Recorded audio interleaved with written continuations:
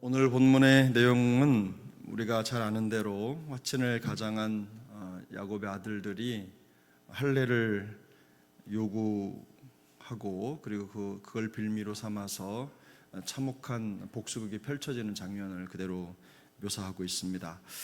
30절에서 야곱이 시몬과 레위를 또 언급하기도 하고, 오늘 본문 25절도 보면 이 두 아들을 언급하는 것으로 봤을 때 이 사건의 가장 주동적인 인물이 바로 시몬과 레위라는 것을 어느 정도 짐작을 할 수가 있습니다. 야곱의 아내가 넷이었고 그 중에 또 가장 먼저 결혼을 했던 레아의 자손들이죠. 물론 배다른 형제들이 함께하는 형제들이지만 그래도 아마 이 디나에 대한 애착이 두 사람에게 더 컸던 것 같습니다. 결과적으로 이 두 사람이 이 사건을 주동하고 나머지 아들들이 동조하는 형식으로 이루어졌죠. 마음속에 불타는 분노와 복수심에서 이 세겜 사람들이 다 삼킴을 당한 것이죠. 이 과정에서 누가 더 잘했다 잘못했다를 따지기 어려울 정도의 큰 참상이 벌어지고 말았습니다. 무차별적인 살인과 약탈의 현장이 그대로 펼쳐진 것이죠. 이것에 대해서 야곱이 책망을 하지만 사실은 야곱의 책망과 아들들의 변호죠. 우리는 정당한 행동을 했다라고 말하는 이 둘 사이의 긴장도 사실은 하나의 주제로 다뤄볼 만합니다만, 오늘 전체 흐름을 봤을 때 이런 겁니다. 이런 상황을 통해서 우리가 충분히 예상할 수 있는 내용들이 있는데요. 우리가 이 성경을 읽어보면 성경의 내용 그 자체에도 의미가 있지만 성경이 구성되어 있는 전체적인 구조 안에도 하나님의 의도가 담겨져 있습니다. 근데 우리 여러분 성경을 읽으시다가 창세기 33장을 읽으시고 34장을 빼고 35장을 바로 읽어도 전혀 이상하지가 않습니다. 그러니까 33장까지에 보면 엘헬로헤 이스라엘이라고 하는 표현이 등장을 하죠. 마지막쯤에 야곱이 가나안 땅에 들어가서 그곳에서 이제 에서를 만나고 이제 새롭게 처음에 이제 자리를 잡은 곳이 세겜이었습니다. 그곳에서 하나님 앞에 제단을 쌓고 하나님 이름을 부른 겁니다. 그런데 그 다음에 35장의 첫 절에 가보면 하나님이 야곱에게 말씀을 하셔요. 그래서 베델로 가라고 말씀을 하시고 이제 하나님이 그 야곱의 새로운 정착을 도와주시고 인도해 주십니다. 그런데 그 33장과 35장 사이에 이 34장이 있는 건데, 34장이 뜬금없이 야곱이 가나안에 정착을 하고 자리 잡는 그 과정에 뜬금없이 한 장이 삽입해 들어와 있는 겁니다. 그 이유가 무엇이겠습니까? 34장이 어떻게 보면 큰 틀에서 보면 굳이 기록할 필요가 없지 않았을까 이런 생각이 들 정도의 똑 떨어진 한 본문인데, 근데 이 구조가 우리에게 주는 의미가 있습니다. 뭐냐면 인간의 복수극, 또 감정과 속임수와 폭력 이런 것들이 주도하는 이 34장과 또 하나님이 인도하셔서 그 자리가 잡히고 그 삶의 길이 열리는 33장과 35장의 연결 사이에 이 본문이 있다는 게 우리에게 큰 메시지가 되는 거죠. 사람이 과연 하나님의 인도 없이 살 수 있느냐, 하나님의 도우심 없이 살 수 있느냐, 하나님의 말씀 없이 살아갈 수 있느냐의 문제를 이 34장을 통해서 우리에게 보여주고 있는 것입니다. 여러분이 볼 때 이 디나의 복수극을 준비하고 또 그 결과 참혹한 복수의 현장이 실행되는 이 장면을 지켜보시죠.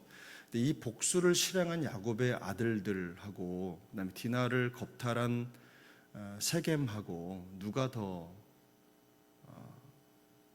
괜찮아 보이십니까? 혹시 디나를 겁탈했기 때문에 야곱의 아들들이 그렇게 해도 괜찮다라고 생각을 하십니까? 여러분 생각은 어떠십니까? 이 본문에서 세겜과 하몰 그들이 더 나쁜 사람입니까? 아니면 야곱의 아들들이 더 나쁜 사람입니까? 대답이 없으신 걸 보니 제가 답을 말씀을 드려야 될 것 같은데요. 결과적으로는 이 둘 다 사실은 의롭지 못하죠. 여기에 있는 물론 문제의 발단은 디나를 겁탈한 세겜 때문에 일어나는 과정이지만, 그러나 그 문제를 해결하고 또 수습하는 과정에서 야곱의 아들들은 그것보다도 훨씬 더 악독한 죄를 행한 겁니다. 이런 과정을 통해서 집단적 보복이 이루어졌고 그 죄가 갈수록 점점 더 커져간다는 것을 우리가 볼 수가 있는 것이죠. 연쇄적으로 죄가 성장하고 있는 겁니다. 이 과정을 통해서 야곱 가족 전체가 멸망을 당할 위기에 처하게 된 겁니다. 공의를 행하는 것 같은 그들의 모습을 통해서 오히려 더 가정이, 그 집안이 어려움을 당하게 되는 위기를, 위태로운 상황을 만나게 되는 것이죠. 결국에 이런 생각이 들어요.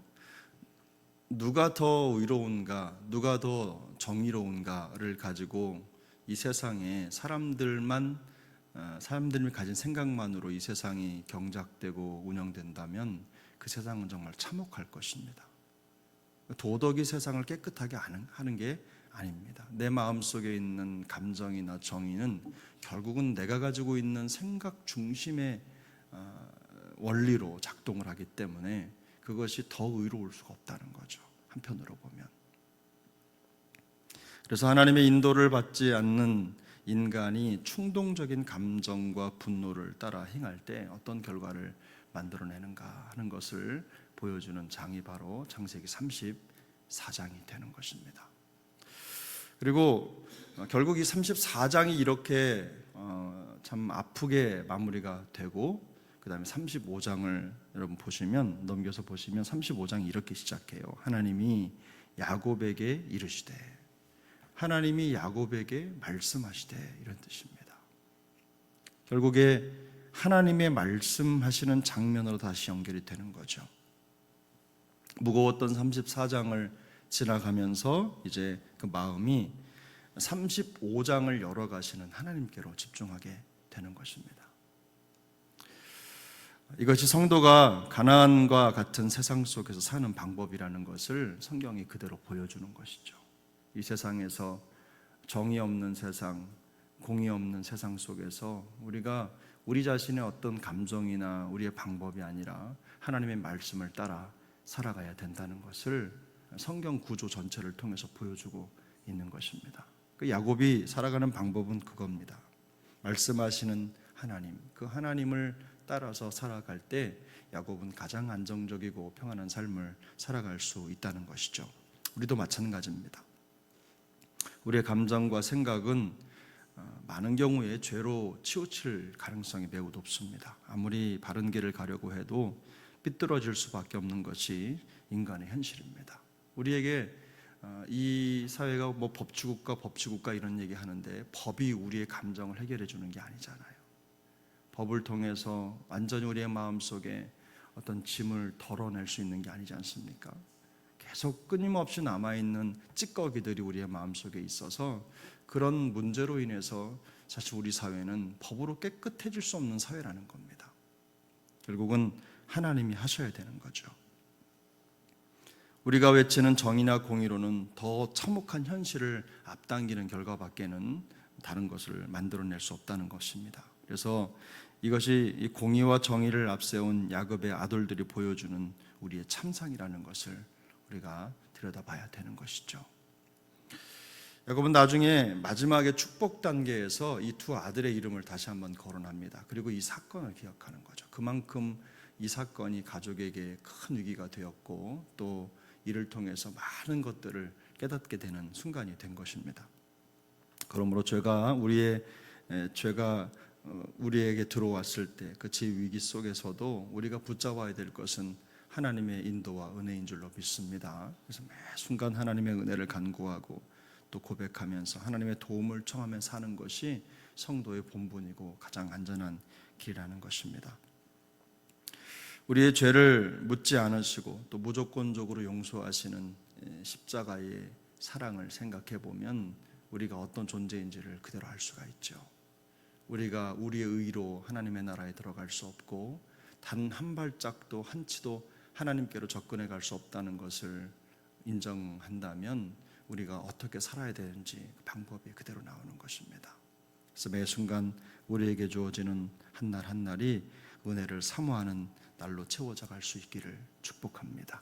악에게 지지 말고 손으로 악을 이기라 말씀하신 주님의 말씀을 마음속에 생각하면서 항상 은혜로 또 주님이 주시는 힘으로 우리의 삶이 지탱될 수 있기를 바랍니다. 삐딱하면 잘못된 길로 갈 여지가 농후한 우리의 삶이 하나님의 인도하심이 없이는 한 발짝도 움직일 수 없다는 것을 늘 항상 인정하면서 말씀의 등불을 붙잡고 살아가는 우리 모두가 될 수 있기를 예수님의 이름으로 축복합니다.